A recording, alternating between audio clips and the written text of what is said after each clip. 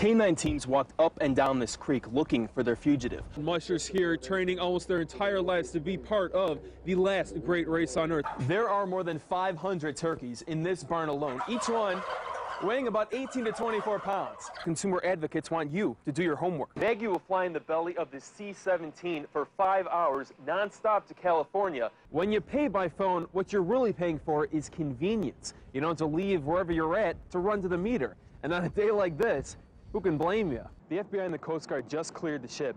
Now the Alaska National Guard Civil Support Team moves in. Using basic principles like weight distribution and leverage, size isn't a factor. We got one of our guys going out there right now. Dozens of armed officers descended on this West Anchorage field this afternoon, looking for 41-year-old Timothy Mund on the run for 2 months.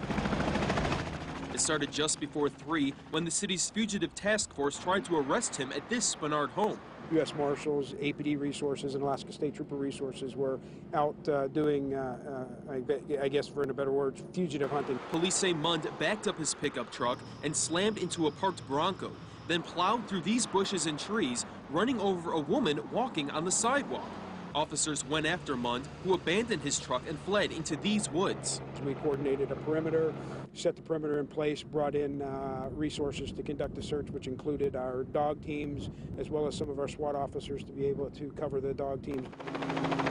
We have some handheld thermal imagery that we're able to use thermal searching techniques from the air, and they can scan the ground on the bottom, or on the ground, looking for hot spots. Nearby Northwood Elementary and Anchorage Montessori schools went on lockdown for 2.5 hours. K-9 teams walked up and down this creek looking for their fugitive, only to discover that he was literally feet away right here in this creek under this sheet of plastic.